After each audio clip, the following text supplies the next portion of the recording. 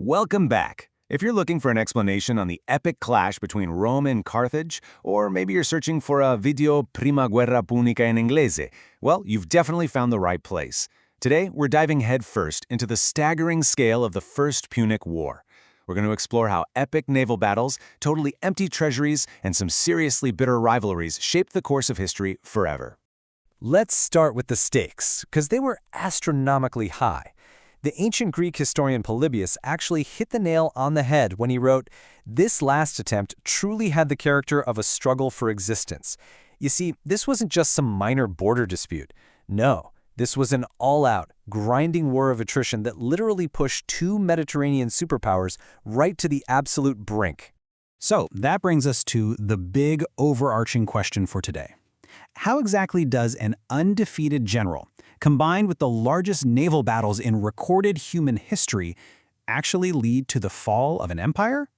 Well, that's our story. It's a thrilling, almost surprisingly modern tale of sheer military genius, crushing economic realities, and a desperate, desperate thirst for vengeance.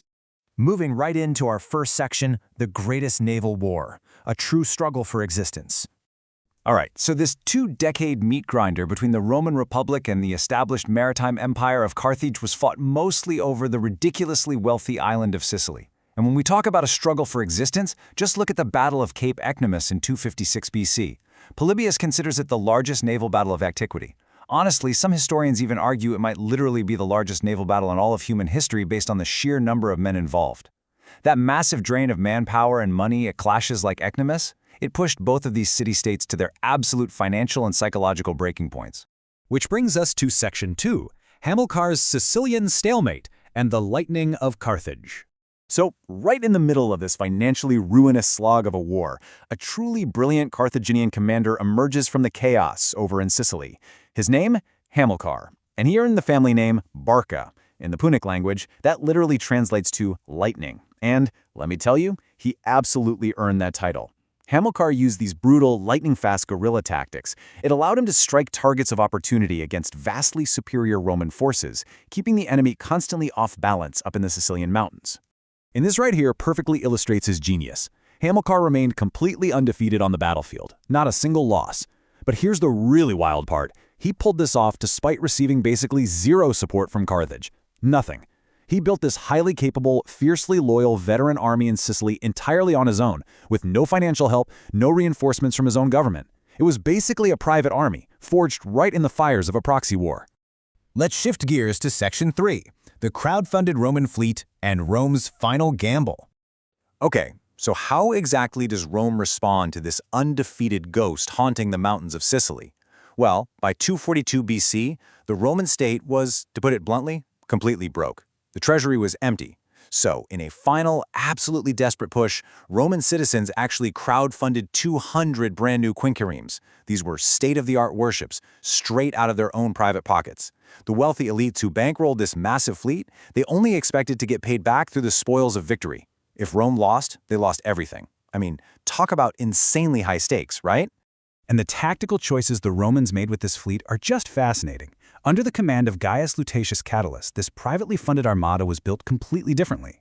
They literally stripped the ships down to the bare minimum, removing all unnecessary weight to maximize speed. Then, they relentlessly and secretly trained their crews.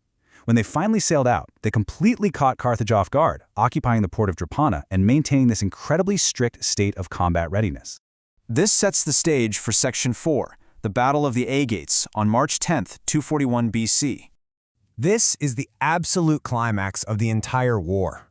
And the contrast between the two forces is just stark. Carthage totally panicked. They rushed a fleet out to sea to relieve Hamilcar, but these ships were heavy, bogged down with grain and supplies, and manned by raw, untrained sailors.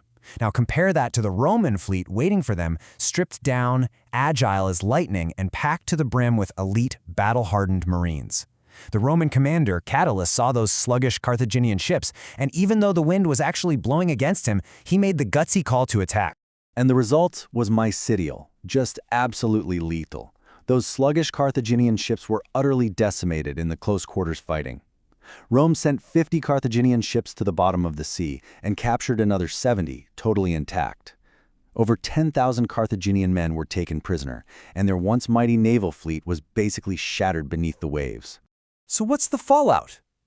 That's Section 5, a bitter, expensive peace, and the economics of defeat.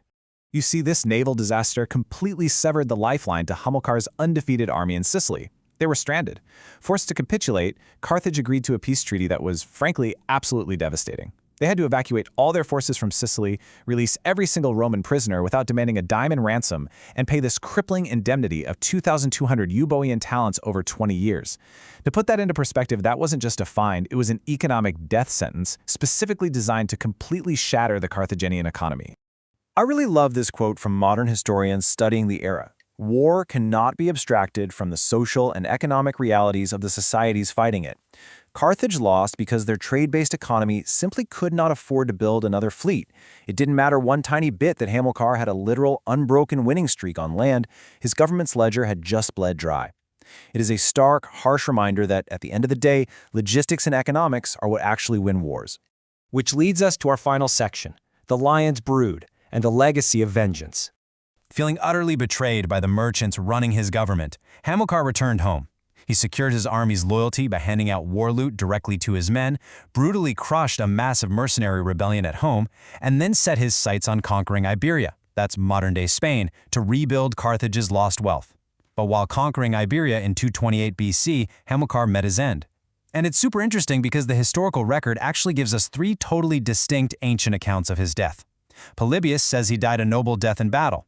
Appian claims he was tricked by an Iberian tribe using flaming fire chariots, and Diodorus Siculus reports he actually drowned in a rushing river while fleeing in ambush.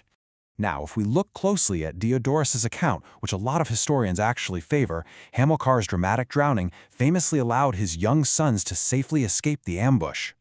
He proudly called them his lion's brood. His ultimate sacrifice in that river bought them the precious time they needed to get away with their lives. And this leaves us with a truly massive historical question to chew on. Was the death of Hamilcar Barca a cause for Roman celebration, or was it the catalyst for their greatest nightmare? Because one of those boys who escaped, his name was Hannibal. Before leaving for Iberia, Hamilcar had made young Hannibal swear a sacred blood oath to never, ever be a friend to Rome. So Hamilcar's bitter end really just paved the way for the Second Punic War, a conflict that would bring Rome closer to total annihilation than ever before. What do you think? It's kind of a crazy realization that sometimes winning a war by financially crippling your enemy just guarantees a much, much worse war tomorrow. Did Carthage's surrender doom them, or did it just create the ultimate military legend? Thanks so much for exploring this amazing piece of history with me today, and I'll catch you in the next explainer.